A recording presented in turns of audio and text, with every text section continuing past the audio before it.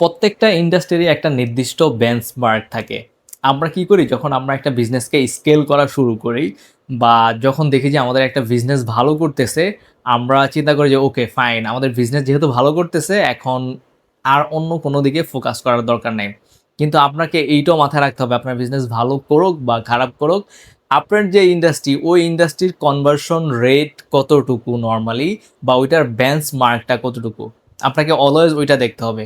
আপনি যদি ওইটার ভ্যালু থাকেন তাহলে অলওয়েজ ট্রাই করতে হবে ওই বেঞ্চমার্কটা হিট করার, অথবা আপনি যদি অলরেডি ওই বেঞ্চমার্ক হিট করে ফেলেন তাহলে আপনার ট্রাই করতে হবে কিভাবে ওইটাকে টপকে চলে যাবেন। সো অলওয়েজ আপনার এই জায়গাটা মাথায় রাখতে হবে এবং আপনাকে ইন্ডাস্ট্রি সম্পর্কে একটা ভালো আইডিয়া রাখতে হবে যে আপনি যে ইন্ডাস্ট্রিতে বিজনেস করেন ওই ইন্ডাস্ট্রির বিজনেসে বেঞ্চমার্ক বা কনভার্সন রেট এর যেই বেঞ্চমার্ক থাকে ওইটা কতটুকু হয়। ইভেন এটা কিন্তু এক মাসে এক রকমও হয়।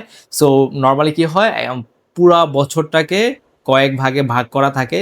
সো ওইটা অনুযায়ী আপনাকে কিন্তু এগুলা দেখতে হবে এবং এইটার নলেজটাও আপনাকে রাখতে হবে এবং ওই অনুযায়ী আপনাকে আগাইতে হবে।